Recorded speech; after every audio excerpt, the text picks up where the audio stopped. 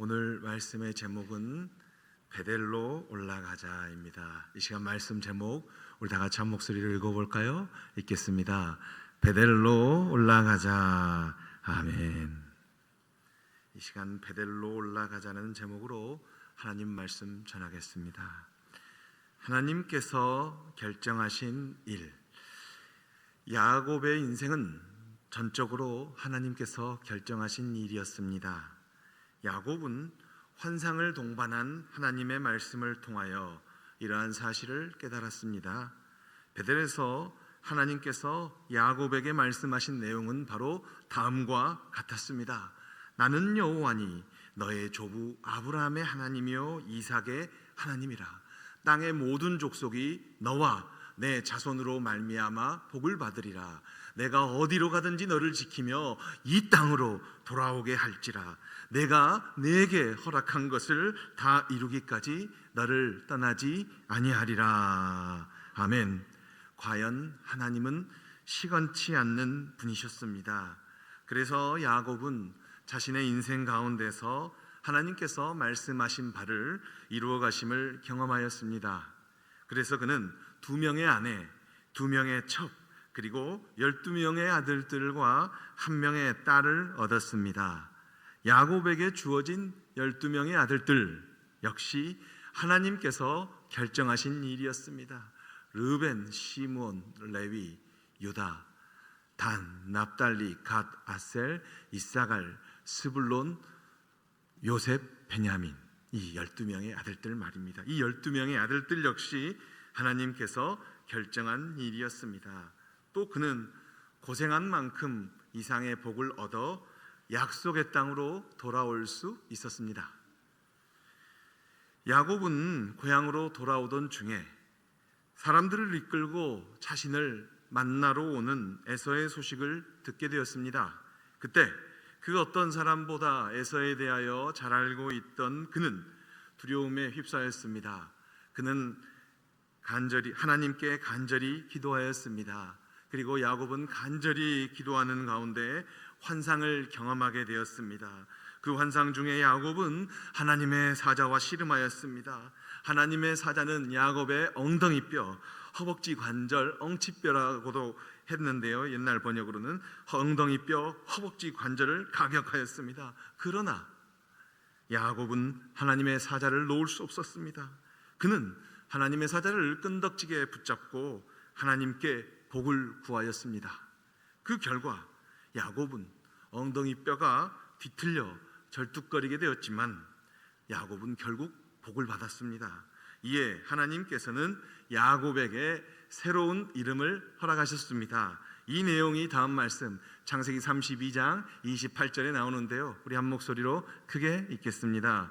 그가 이르되 내 이름을 다시는 야곱이라 부를 것이 아니요 이스라엘이라 부를 것이니 이는 내가 하나님과 및 사람들과 겨루어 이겼음이니라.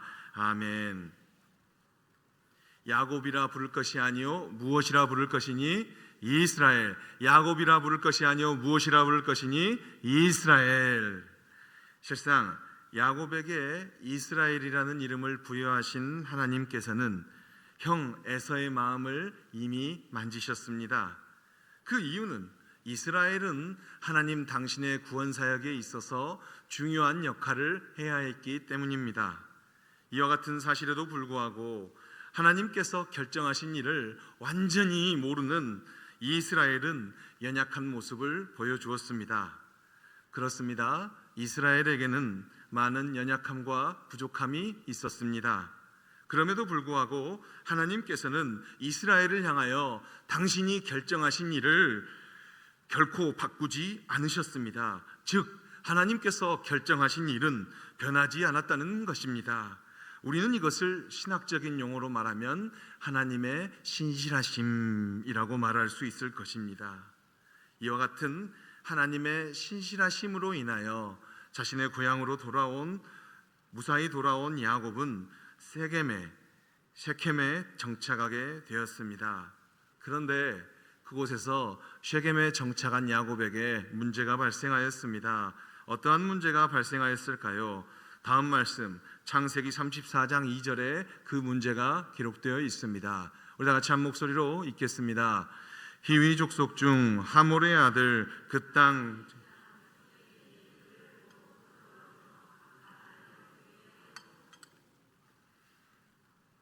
야곱, 레아가 낳은 이스라엘의 딸 디나가 셰켐 여인들을 보러 다니다가 그 땅의 추장 세겜에게 강간을 당했습니다. 야곱은 이러한 소식을 들었습니다. 그는 아버지로서 그는 극도의 고통 가운데 침묵했습니다. 한편 그 땅의 추장 세겜은 이스라엘의 딸 디나를 강간하였으나 그녀에게 마음이 끌렸습니다. 그래서 셰겜 지역의 추장 셰겜은 자신의 아버지 하몰에게 아버지, 이왕 이렇게 된 일, 저 이스라엘의 딸 디나를 사랑하니까 디나와 결혼하게 해 주십시오 라고 말하였습니다. 후에 이러한 사실이 하몰을 통하여 야곱과 그의 아들들에게 전해졌습니다. 이 사실을 전해들은 야곱의 아들들 역시 분노하였습니다. 아니, 누가 감히 우리 여동생을 하면서 야곱의 아들들 역시 분노했습니다. 그런데 하몰은 여기서 한 걸음 더 나아가 야곱에게 적극적으로 사돈을 맺읍시다 라고 제안하였습니다. 이에 야곱의 아들들은 셰겜의 토착민인 하몰과 모든 남자들이 그래 좋다, 우리가 결혼하겠는데 너희들이 그 조건이 있다. 너희 지역에 사는 남자들, 하몰과 이 지역에 사는 모든 남자들이 할례를 받아라. 그러면 우리가 너희와 사돈 관계를 맺겠다라고 조건부 승인을 하였습니다. 이 내용이 다음 말씀 창세기 34장 15절에 기록되어 있습니다. 우리 한 목소리로 크게 읽겠습니다. 읽겠어요. 그런즉 이같이 하면 너희에게 허락하리라. 만일 너희 중 남자가 다 할례를 받고 우리같이 되면. 아멘. 하몰과 그의 아들 추장 셰겜은 이스라엘 자녀들의 조건부 승인을 흔쾌히 받아들였습니다. 물론 이러한 요구를 받아들인 하몰과 세겜에게는 다른 꿍꿍이가 있었습니다. 왜냐하면 야곱 역시 신흥 부자였기 때문입니다. 그런데 이미 야곱의 아들들의 조건부 승인 역시 꿍꿍이가 있었습니다. 온통 꿍꿍이가 난무한 상황이었습니다. 어쨌든 하몰과 세겜은 자신의 동네 모든 남자들에게 할례를 받도록 하였습니다. 셰겜 성읍에 사는 모든 남자들이 할례를 행하였습니다. 여기서 할례를 그냥 쉽게 생각하면 포경수술 같은 건데, 예전에는 이렇게 그 포경수술 같은 거를 할 때 부싯돌로 이렇게 이 날카로운 메스로 이렇게 딱 옷을, 외과 의사 옷을 입은 사람이 이렇게 메스로 하는 게 아니라 부싯돌을 갈아서 팍 했기 때문에 남자들이 할례를 하고 나서 3일 동안 이렇게 힘이 없고 정신없이 이러고 있는 상황이에요. 그리고 셰겜에 사는 모든 남자들이 할례를 행하였습니다. 그리고 그들이 할례를 행한 지 사흘차 모든 셰겜의 성읍의 남자들이 이렇게 힘이 없어서 흔들리고 있을 때 이스라엘의 아들들 중에서 두 아들이 문제를 일으켰습니다. 문제를 일으킨 두 아들의 이름이 다음 말씀 창세기 34장 25절에 기록되어 있습니다. 우리 한 목소리로 크게 읽겠습니다. 제3일에 아직 그들이 아파할 때 야곱의 두 아들 디나의 오라버니 시므온과 레위가 각기 칼을 가지고 가서 몰래 그 성읍을 기습하여 그 모든 남자를 죽이고. 아멘. 이스라엘의 아들 중 시므온과 레위가 할례 후 고통 가운데 있던 셰켐의 세겜의 남자들을 싹 쓸어버렸습니다. 이 일은 복수를 했네, 그래도 우리 여동생의 복수를 했네, 시원하다, 이런 상황이 아닙니다. 왜냐하면 이 일로 인해서 세겜 동네와 친했던 다른 동네뿐 아니라 근처 모든 동네가 약속을 위반한 이스라엘 야곱의 집안을 쓸어버리려고 했기 때문입니다. 이 일을 들은 야곱은, 이스라엘은 자신의 아들 시몬과 레위에게 불같이 화를 냈습니다. 너희 지금 무슨 일을 했느냐? 지금 이 일이 그렇게 감정적으로 할 일인 줄 아느냐라고 야곱이 화를 냈습니다. 아버지의 질타에 두 아들은 반성하는 기색은커녕 자신들이 잘했다고 대꾸합니다. 창세기 34장 31절 말씀, 시몬과 레위가 이렇게 말했습니다. 읽겠습니다. 그들이 이르되 그가 우리 누이를 창녀같이 대우함이 옳으니까? 라고 시몬과 레위가 대꾸했습니다. 이처럼 반성 없는 자녀를 보는 부모의 모습, 이스라엘의 마음은 어떠했을까요? 아마 우리를 바라보시는 하나님의 마음이 이와 같을 것입니다. 어쨌든 가장인 이스라엘은 철없는 두 아들과 실랑이를 벌일 시간이 없었습니다. 지금 처한 상황은 인근 지역에 있는 모든 사람들이 약속을 파기한 신실하지 못한 자신의 집안을 몰살시키려고 오고 있기 때문입니다. 야곱은 어떻게 해야 할지 몰랐습니다. 아마 야곱이 느끼기에는 자신의 인생에서 이보다 더 크고 직접적인 위협은 없었을 것입니다. 형 에서와의 문제, 또 자신의 외삼촌 라반이 쫓아오는 문제, 형 에서가 대군들을 이끌고 자신을 보려고 쫓아오는 문제와는 첨예하게 다른 문제였습니다. 이스라엘 집안은 약속을 파기한 가족으로서 이제 온 연합 족장들의 공격 대상이 됐기 때문에 야곱은 이제 자신뿐만 아니라 자신의 모든 자녀들, 자신의 모든 종들까지 이제 잃어버릴 상황이었습니다. 주위에 그 어떤 누구도 약속을 깨트린 자신의 집안과 힘을 합칠 이웃은 없었기 때문입니다. 지금까지 그래왔듯이 야곱에게 있어서 의지할 분은 오직 하나님뿐이었습니다. 베델에서 만났던 하나님, 자신의 인생을 온전히 주관하시고 신실하게 보호해 주신 하나님, 약속을 이루실 때까지 야곱을 떠나지 않겠다고 말씀하신 하나님, 바로 그 하나님께서 이스라엘에게 너 베델로 올라와서 제단을 쌓으라 라고 창세기 35장 1절에 말씀하셨습니다. 35장 1절 우리 크게 한번 읽겠습니다. 읽겠어요. 하나님이 야곱에게 이르시되 일어나 베델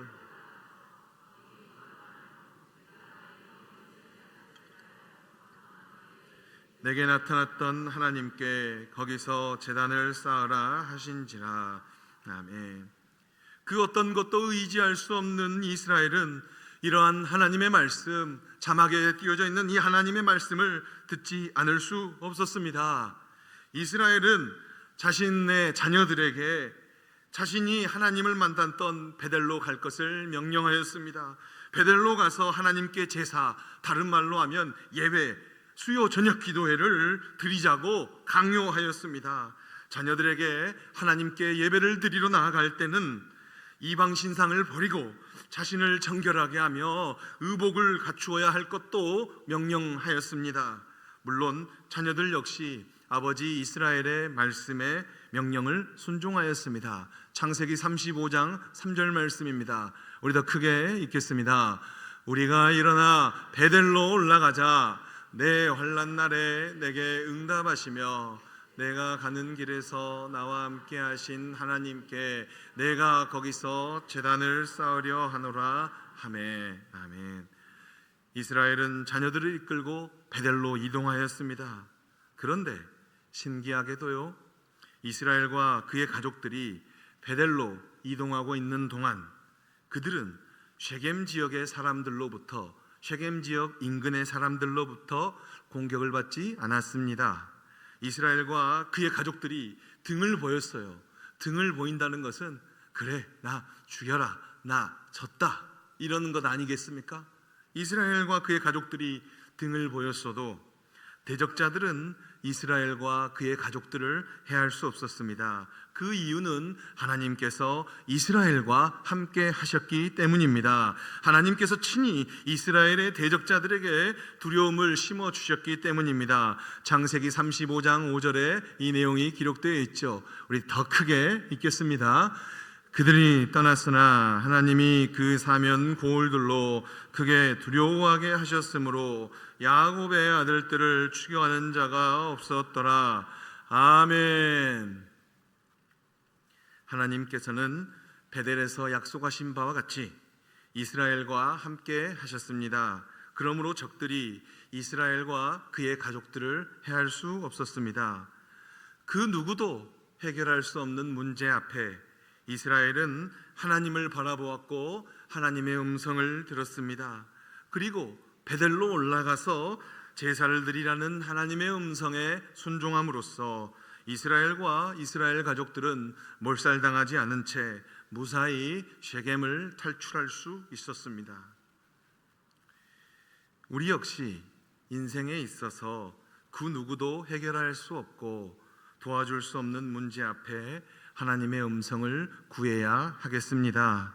또 야곱에게 말씀하셨던 바와 같이 다른 곳으로 가지 말고 베델로 올라가야 할 것입니다.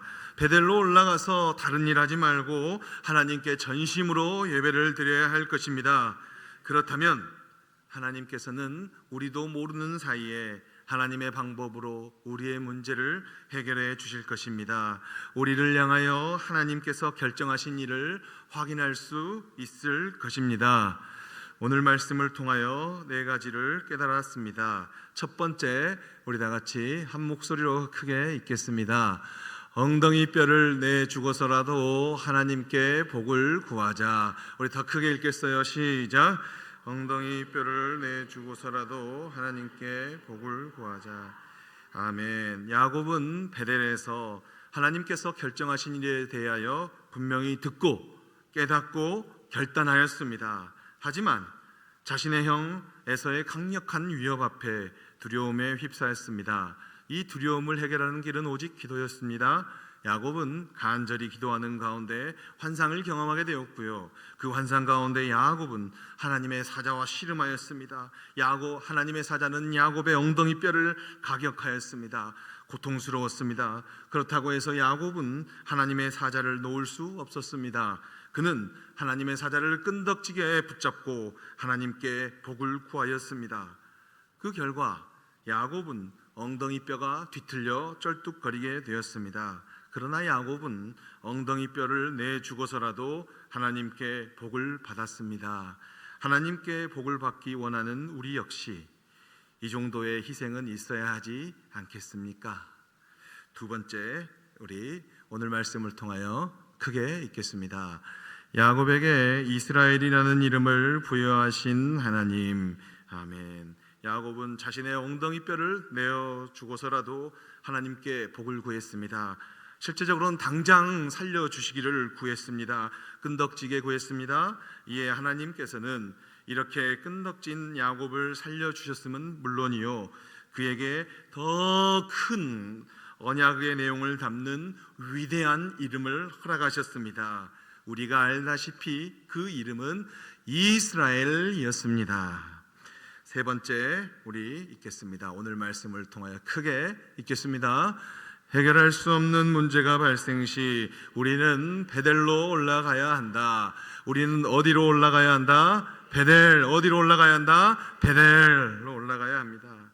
야곱의 아들들이 계약을 파기하여 하몰 집안을 몰살시킨 사건은 야곱뿐만 아니라 야곱의 집안 역시 몰살당할 수 있는 위험한 사건이었습니다. 이것은 자신의 형 에서나 자신의 외삼촌 라반의 분노로 인해서 발생할 수 있는 일들과는 차원이 다른 사건이었습니다. 이것은 갈등이 아니라 전쟁이었습니다. 자신의 꾀를 반영해서 어떻게 해결할 수 있는 상황이 아니었습니다. 그렇다면 야곱은 이 문제를 어떻게 해결하였습니까? 그는 하나님의 음성을 좇아 베델로 올라갔습니다. 자신에게 속한 모든 사람을 이끌고 베델로 올라가서 하나님께 전심으로 제사 예배를 드렸습니다. 오늘 말씀 네 번째, 우리 크게 읽겠습니다. 문제를 해결하실 하나님. 아멘. 내 힘과 의지가 전혀 개입될 수 없는, 해결할 수 없는 문제 앞에 야곱은 하나님의 음성을 순종했습니다. 야곱의 집안은 야곱을 통한 하나님의 음성에 순종하였습니다. 이 순종은 야곱과 그의 집안이 대적자들에게 등을 보이게 되는 상황이었습니다. 이와 같은 상황에도 불구하고 이들의 순종은 문제를 해결하실 하나님에 대한 믿음이 있었기 때문에 가능한 일이었습니다. 문제를 해결하실 하나님에 대한 믿음의 결과, 야곱과 그의 집안은 하나님의 보호하심을 받았습니다. 대적자들은 그들을 해할 수 없었습니다. 왜냐하면 하나님께서 직접 대적자들에게 두려움을 심겨주셨기 때문입니다. 우리의 대적자들에게도 하나님께서 두려움을 심겨주시기를 주 예수 그리스도 이름으로 축원합니다. 그래서 도무지 해결할 수 없으며 해결의 실마리조차 보이지 않는 문제 앞에 우리가 해야 할 일은 베델로 올라가는 일입니다. 가족들을 이끌고 베델로 올라가 전심으로 예배를 드리는 것뿐입니다. 그렇다면 문제를 해결하신 하나님으로 만나게 될 것입니다. 우리를 향하여 하나님께서 결정하신 일을 확인하게 될 것입니다. 그래서 우리는 베델로 올라가야 합니다. 다 같이 베델로 올라가시기를 주 예수 그리스도 이름으로 축원합니다. 아멘. 우리 찬송하고 기도하겠습니다.